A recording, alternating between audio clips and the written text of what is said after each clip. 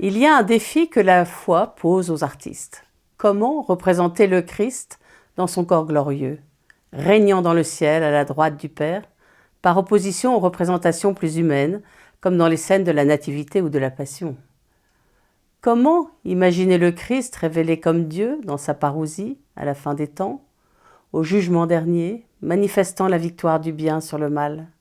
L'icône, c'est-à-dire l'image d'une personne sacrée, est une des réponses qu'a trouvé le génie liturgique. En effet, l'icône est destinée à la vénération.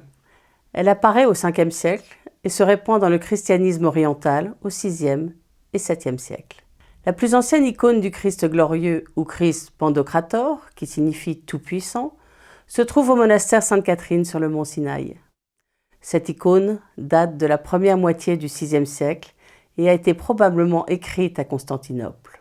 On parle en effet d'écrire une icône et non de peindre. Elle a échappé aux campagnes iconoclastes du 8e et 9e siècle qui détruisaient les représentations divines jugées blasphématoires. On n'en connaît pas l'auteur puisqu'une icône n'est jamais signée. L'artiste en effet se considère comme un outil à la disposition de l'Esprit Saint. C'est l'Esprit Saint lui-même qui inspire l'œuvre. Cette icône reprend la technique de l'encaustique sur un panneau de bois. Elle frappe par le réalisme de sa figuration. La dissymétrie du visage du Christ est étonnante.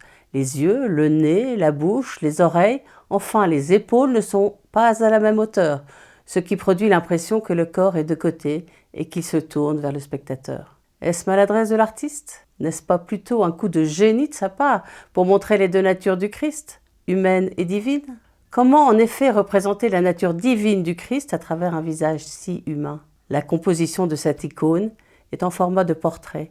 Le Christ semble assis sur un trône, mais on ne voit que son buste. La tête est entourée d'un nimbe doré ou auréole, signe de sainteté. Il porte dans sa main gauche un évangéliaire orné de pierreries. S'il y a un trésor, c'est donc bien la parole du Christ. Sur d'autres icônes, le livre est ouvert et montre un texte en lettres grecques, le début de l'évangile selon saint Jean par exemple.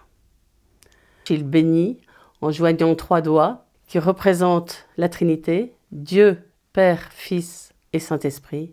Il garde l'index et le majeur serré qui évoquent les deux natures humaines et divines du Christ. Le catholicisme préférera représenter le Christ glorieux en pied, debout ou assis sur un trône au centre d'une mandorle, cette forme en amande représentant la nature divine du Christ. C'est le Christ en majesté. On le retrouve sur les tympans des églises romanes et gothiques ou encore dans les enluminures médiévales.